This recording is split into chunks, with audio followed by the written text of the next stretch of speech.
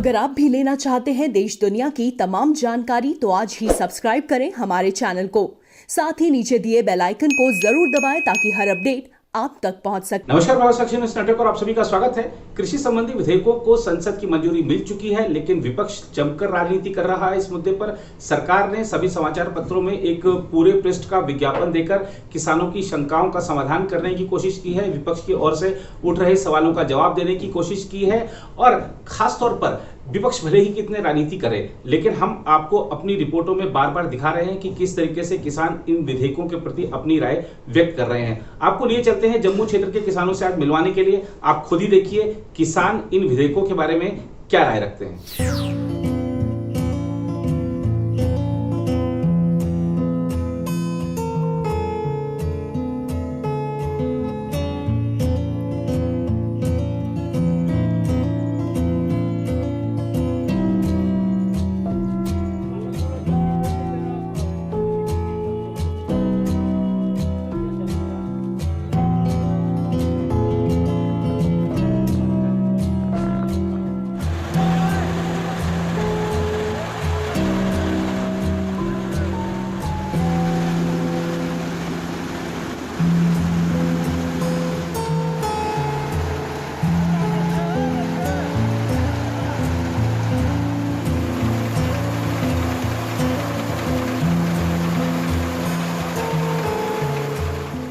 70 साल के बाद किसान को आज़ादी मिली है। हम तो सोचते थे कि ये जो बिल हैं ये बड़े बड़े लोगों के, उद्योगपतियों के और जो बिचौलिए थे उनके ही पास होते हैं, मगर प्रधानमंत्री जी ने आज पहली बार किसान के बारे में सोचा है और हम आज़ादी के साथ अपने कहीं भी जा सकते हैं और कहीं भी अपना राशन बेच सकते हैं। और मैं तो बहुत ही धन्यवादी हूँ इस गवर्नमेंट का, जिन्होंने किसान के बारे में सोचा।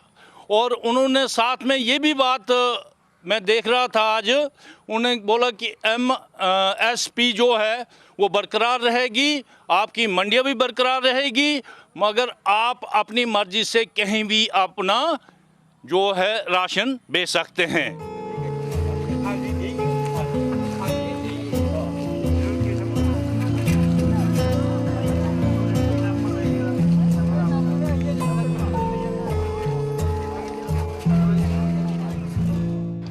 मैं समझता हूँ कि प्रधानमंत्री मोदी जी ने जो एक नारा दिया था कि किसानों की जो आमदनी है, उनकी आय है 2022 तक दोगुनी की जाएगी, और उन्होंने अपना ये नारा मुझे लगता है 2020 में ही पूरा किया।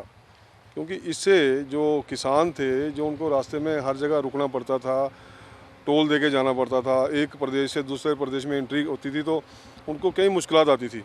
आज इस बिल के पास होने से किसान अपनी मर्ज़ी से अपने जो उसकी फसल है वो एक स्टेट से दूसरी स्टेट में आ जा सकता है और उसको अच्छे उसके दाम भी मिलेंगे। जैसे मान लो हमारे जम्मू में बिश्नाह की बासमती बहुत मशहूर है और वो अंतर्राष्ट्रीय स्तर पर किसान यहाँ उसको अच्छी वैल्यू मिलेगी, वो वहाँ पे उसको बेचेगा और उसकी जो आय है वो दोगुनी होगी।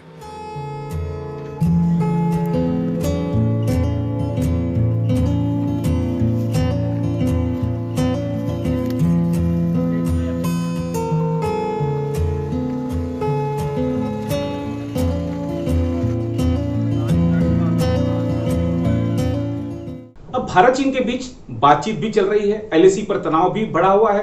दोनों तरफ की सेनाएं सतर्क हैं, अलर्ट हैं। इस बीच भारतीय वायुसेना में हाल में शामिल किए गए राफेल लड़ाकू विमानों ने LAC के पास जब उड़ान भरी, गर्जना की तो चीन के पसीने छूट गए। आप भी देखिए ये गर्जना।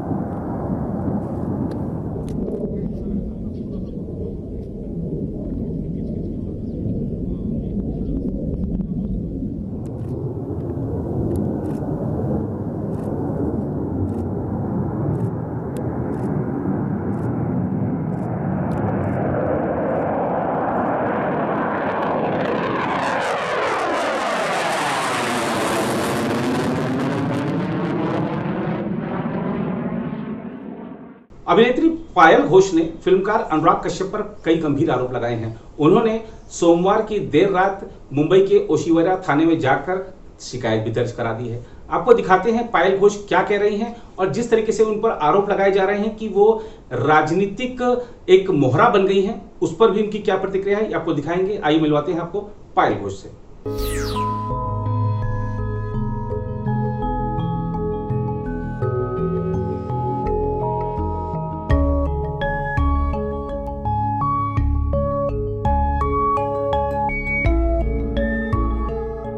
मैं अनुराग सर के वहाँ पे ऑफिस में गई थी फर्स्ट, फिर उनके बाद उन्होंने मुझे घर पे बुलाया थे फर्स्ट टाइम, तो मैं गई थी एंड हम लोगों के कन्वर्सेशंस हुए और फिर मैं आ गई।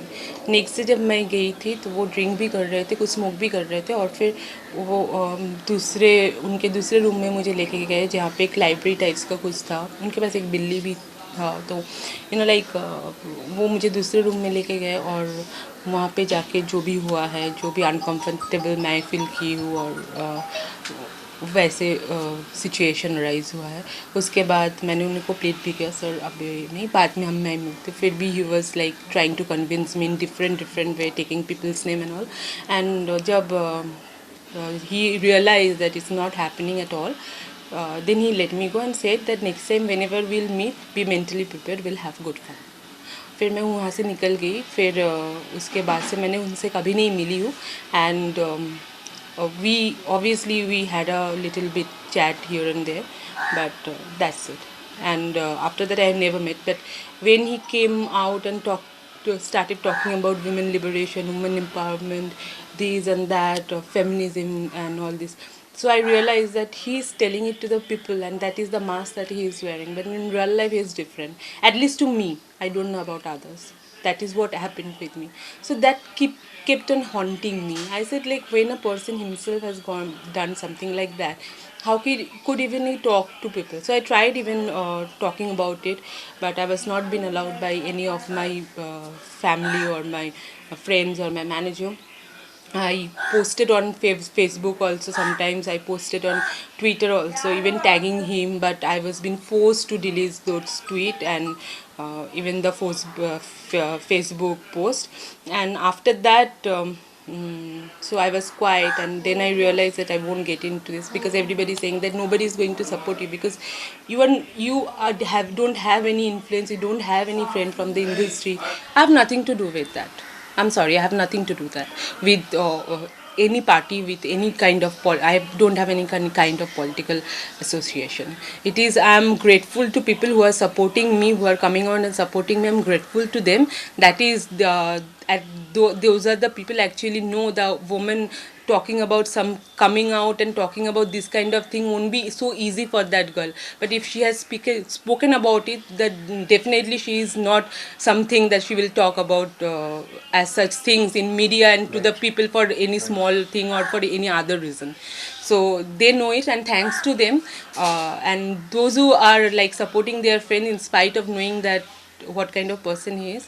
So be happy. So people who are supporting me, who are the people who really believe in like a woman should come out and talk about the thing that whatever has happened with her, and they are supporting because they believe in feminism. That is the reason they are supporting me, and thanks to them all, and thanks to Kangna also, because any woman from my point of view, if anybody wants to see, they will know the girl will just not talk about something so vile about anybody and will make herself so bad to the people.